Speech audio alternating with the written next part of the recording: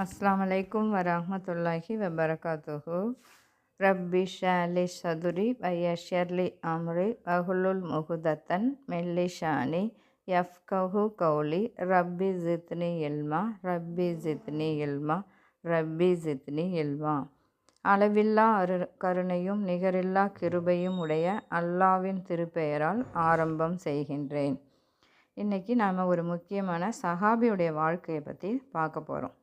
அந்த சஹாபியின் பெயர் காப் இப்னு மாலிக் ரலியல்லாஹு அன்ஹு. அவர்கள் உண்மையின் பரிசாக இறைவன் அவருக்கு கொடுத்த ஒரு நியாமத்தாக தான் இருந்துச்சு. இது தபுக் போர் சம்பந்தமாகவும் பேச போகிறோம். நம்ம தபுக் போரை காப் ரலியல்லாஹு அன்ஹு தபுக் போரில் இருந்தாங்க. அது அதிசாதாரம் சஹீஹுல் புகாரி 4418 இது பதிவு செய்யப்பட்டிருக்கு.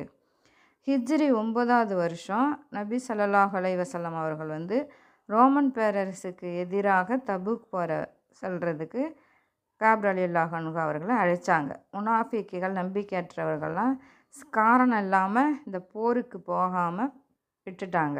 ஆனால் காப் இப்னு ரலியல்லாஹு மட்டும் உண்மையான ஒரு முஸ்லீமாக இருந்ததுனால ஒரு சிறிய ஒரு தளர்ச்சிக்கு காரணமாக அவங்க போருக்கு போகலை.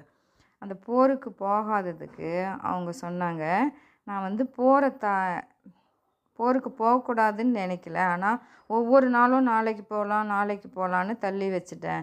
இதனால் நேரம் அதிகமாகிடுச்சு, வகீன்கள்லாம் போயிட்டாங்க அப்படின்னு சொன்னாங்க. திரும்பி நபி ஸல்லல்லாஹு அலைஹி வஸல்லம் இது பொய்யாகலாமான்னு கேட்டாங்க. இந்த ஹதீஸ் சஹீஹ் முஸ்லீமில் 2769 பதிவு செய்யப்பட்டிருக்கு.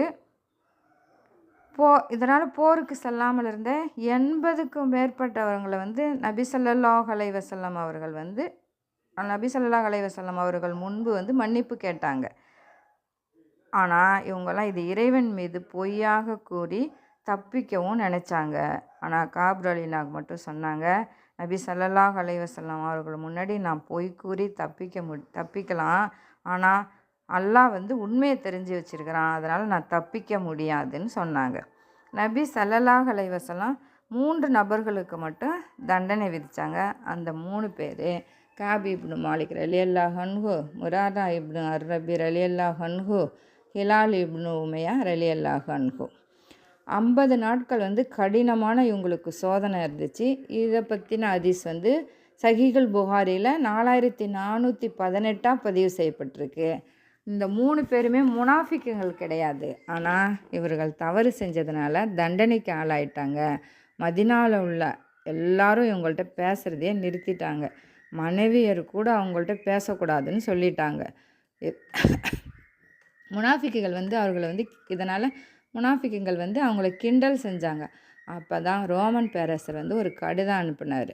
முகமது உன்னை நிந்திக்கிறான், எங்கள் நாட்டுக்கு வந்துரு, உனக்கு நல்ல வாழ்க்கை தரோம் அப்படின்னு சொன்னாங்க. ஆனால் அதுக்கு காப் ரலியல்லாஹு சொன்னாங்க, இது இன்னும் எனக்கு பெரிய சோதனை அப்படின்னு சொன்னாங்க. இறைவனுடைய மன்னிப்பும் மகிழ்ச்சி செய்தியும் அப்படின்னு சொல்ல ஹதீஸ் ஆதாரம். ஹதீஸ் சஹீஹுல் முஸ்லீமில் 2769 இது பதிவு செய்யப்பட்டிருக்கு. அப்புறம் 25 நாள் ஆன பிறகு காப் ரலியல்லாஹு தௌபா பெறணுன்னு அல்லாட்ட தொழுது துவா செஞ்சாங்க. 50வது நாள் ஒரு வகி இறங்குச்சு. அது அல் தௌபாவில் 118 இருக்குது. அவர்களுக்கு அல்லாஹ் மன்னிப்பை அருளினான். ஏன்னா அவங்க உண்மையாக இருந்தாங்க. அதனால் அந்த மகிழ்ச்சிக்கு அவங்களுக்கு எல்லையே இல்லை. அவர் நபி அவர்களை முகமது ஸல்லல்லாஹு அலைஹி வஸல்லம் அவர்களை சந்திக்க ஓடினாங்க.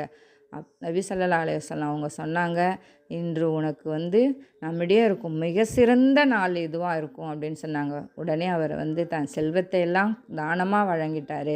அவர் கடைசி வரை இனிமேல் நான் பொய்யே பேச மாட்டேன்னு வாக்களித்தாங்க. இதிலேருந்து நம்ம என்ன கருத்து தெரிஞ்சுக்கணும்னா, உண்மை பேசுபவர்களுக்கு அல்லாஹ் நல்ல முடிவளிக்கிறாரு. பொய்யால் தப்பிக்கலான்னு இறைவன் உண்மை அறிந்திருக்கிறார்.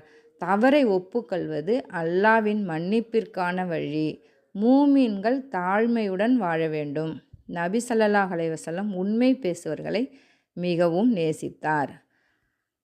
இதனால் நம்ம வந்து எல்லாரும் தப்பை ஒத்துக்கிட்டு உண்மை பேசும் பழக்கத்தை கண்டுபிடிக்கணும். நம்முடைய வாழ்க்கையில் உண்மையை விட்டு கொடுக்காதவர்கள் வந்து உண்மையை விட்டு கொடுக்காதவர்கள் அல்லாவின் பாராட்டுக்கு ஆளாகும். அதனால் உண்மை வந்து உயரும், பொய் அழிவுக்கு கொண்டு செல்லும். அல்லாஹ் நம்மளை உண்மையாளர்களாக ஆக்குவானாக. அஸ்ஸலாமு அலைக்கும் வரஹ்மத்துல்லாஹி வபரகாத்துஹு.